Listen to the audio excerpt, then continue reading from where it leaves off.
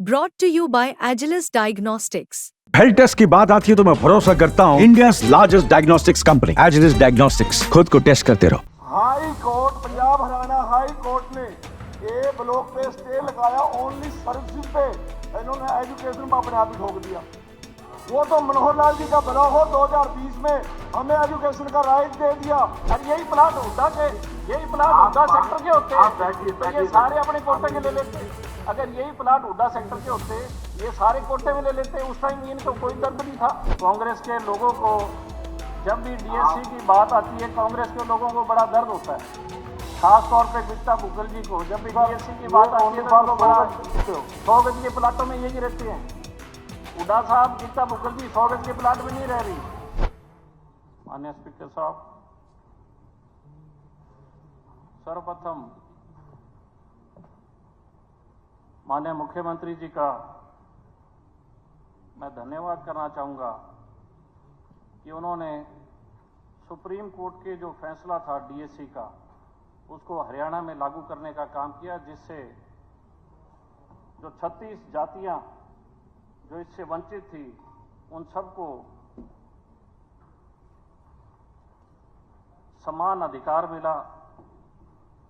और कृष्ण बेदी जी ने अपने वक्तव्य में कोट किया था कि 1994 से 2005 तक इन सभी को समान लाभ मिलता था।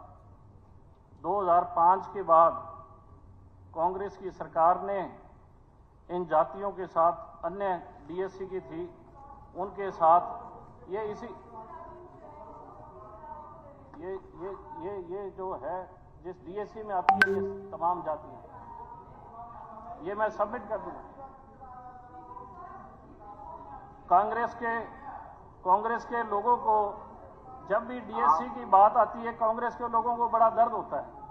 खास तौर पे गीता बुग्गल जी को जब भी डीएससी की बात आती है तो उनको बड़ा इस बात का 2005 के बाद कांग्रेस के टाइम में ये आपने केवल 100 गज के प्लाटों का जिक्र किया। ये 100 गज के मंत्री जी 100 गज के प्लाटों में यही रहते हैं। हुड्डा साहब गीता बुग्गल जी 100 गज के प्लाट में नहीं रह रही। 100 गज के प्लाट में मैडम यही रहते हैं। स्कीम पढ़ के आए जो 100 गज के प्लॉट महात्मा गांधी ग्रामीण बस्ती योजना के तहत दिए जाते हैं।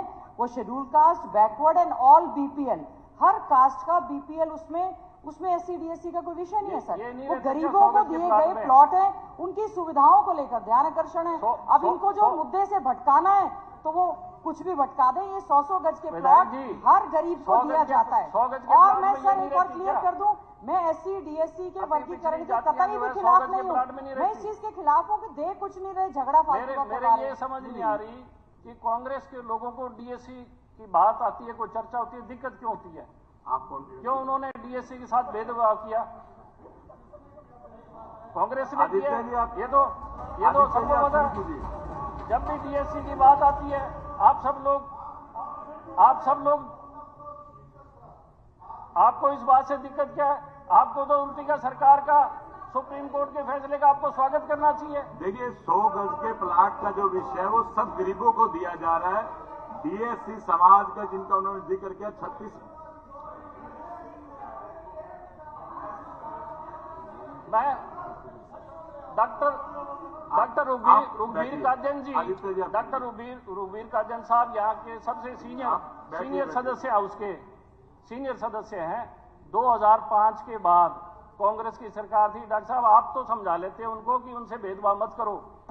आपको तो समझाना चाहिए था, आप तो सबसे सीनियर हो और आपने तो सबसे ज्यादा हाउस में आप सदस्य रहे हो लंबे समय से। आपकी सुनते नहीं थे क्या? ये डॉक्टर साहब आपकी सुनते नहीं थे?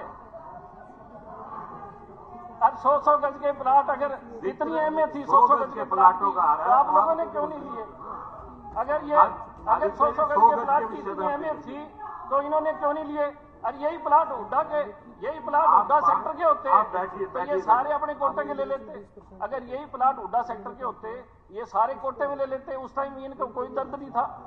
उस टाइम ये अप्लाई कर देते तो इनको ये आप बिना परमिशन खड़े मंत्री प्लीज देखिए। सेलवाल साहब शेरवाल साहब, आपके अपनी हल्के में बात को कॉलोनियां जल्दी नहीं से है, तो सबको हिस्सा मिलना चाहिए कि नहीं मिलना चाहिए? आप बैठिए। अन्य लोगों को हिस्सा मिलना चाहिए कि नहीं मिलना चाहिए? तो आप विरोध क्यों कर रहे हो? हिस्सा नहीं मिलना चाहिए। आप इस बात का विरोध क्यों कर रहे हो? हिस्सा नहीं मिलना आप चाहिए। बैठिए।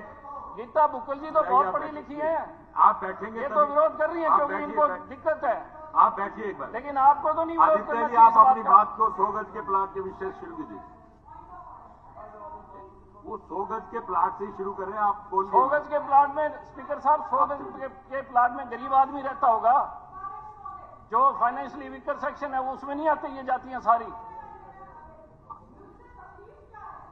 तकलीफ तो आपको है जी, मैं तो अपनी बात रख रहा हूं, मैं तो अपनी बात रख रहा हूं, आप तकलीफ बैठिए, तो आपको है।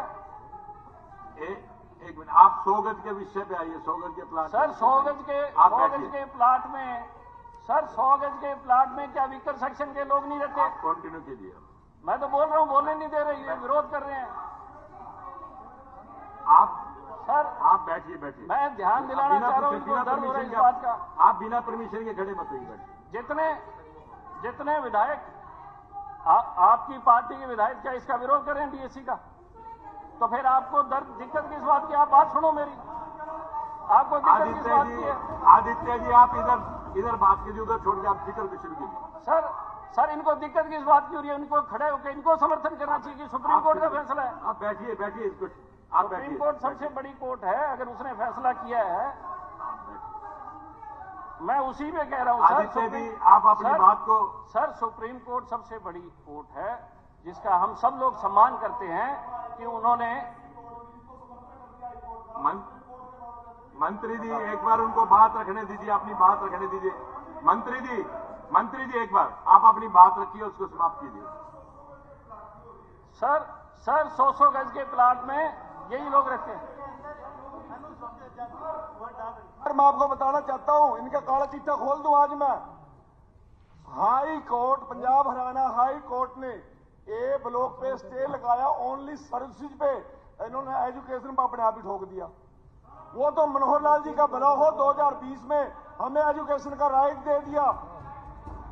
स्टे था नौकरियों पे, इन्होंने एजुकेशन पे भी लगा दिया था। वो तो मनोहर लाल जी का धन्यवाद, और धन्यवाद हमारे लॉ ऑफिसर्स का, उन्होंने एजुकेशन में दे दिया हमारे को। मंत्री जी आप बैठिए। जब आदित्य जी आप अपनी हरियाणा बात को हाई समाप्त कोर्ट, कीजिए। सर एक बार सुन तो लो, जब हरियाणा पंजाब हाई कोर्ट ने वो डिसीजन हमारे खिलाफ दिया। आप विषय सर प्लीज विषय से भटकने का काम मत करें। आप अपनी सुन बात तो लो सर, जब हमारे आप खिलाफ विषय आप विषय को मत भटकाइए। मंत्री जी आप ही नहीं सुन रहे हमारे, तो हम क्या करें? मंत्री जी एक बार आप बैठिए। मंत्री जी सजा नहीं आप हुआ। अगर बात को नहीं मानेंगे तो हमारे कौन साथ- मान? मंत्री जी आप बैठिए, एक बार बैठिए। आप बैठिए मंत्री जी, आप इस प्रकार से मत। आप बैठिए, एक बार बैठिए। आदित्य जी आप अपनी बात को समाप्त करिए।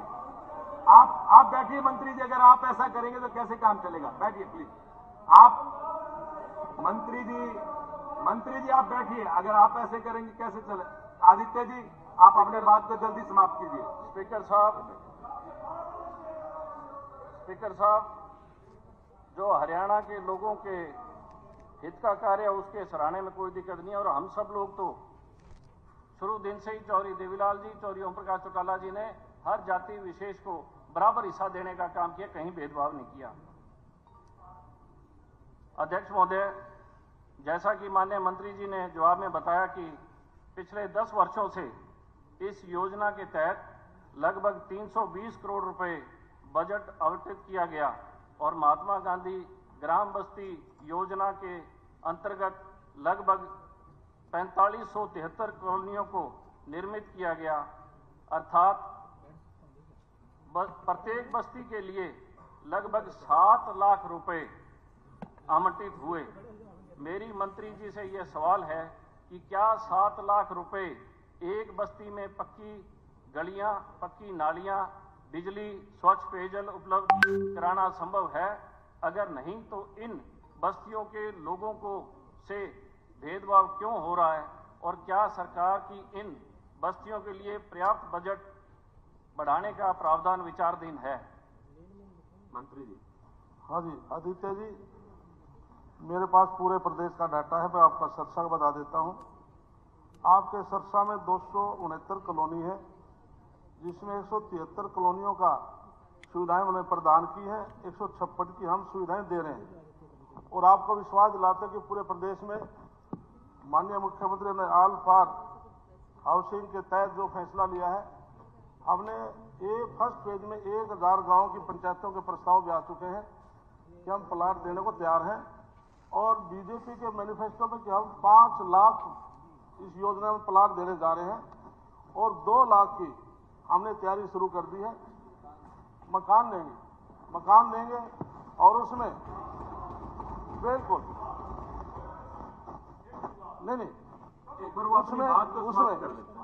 उसमें अर्बन में हम 30 मीटर गज का, महाग्राम में 50 गज और विलेज में 100 गज का हम प्लाट देने जा रहे हैं। इस प्रकार जैसे आपने कहा कि हम इंश्योर करते हैं कि पूरे प्रदेश में जो कॉलोनियां हैं हम उनको जो निर्मित किए हैं हम उनको सड़क, पानी और बिजली पूर्ण रूप से देंगे। हमने बजट बढ़ाने की आवश्यकता पड़ी तो मैं माननीय मुख्यमंत्री से कहूंगा हम उसमें कोई कंजूसी नहीं बरतेंगे। जी बोलिए। ठीक है सर, 100 गज के प्लाट की चर्चा ही उनमें सुविधा देने की बात है। आमतौर पे देखा जाता है कि जहां पर पंचायत लैंड है ना, कई गांव में बहुत दूर है, वहां पे कॉलोनियां कट जाती हैं जहां सुविधा नहीं हो पाती, ना गली की, ना पानी की, ना उसकी।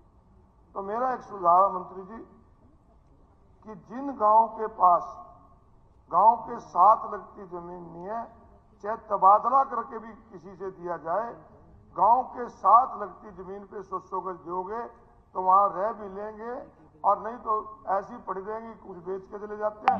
आज भी गांव में आपके देखोगे बहुत गांव ऐसे हैं जहाँ ये है। मेरा ये सुझाव है कि इस गांव के साथ लगती जमीन लेकर उन पे ये प्लाट काटे जाए जो सबके लिए थे।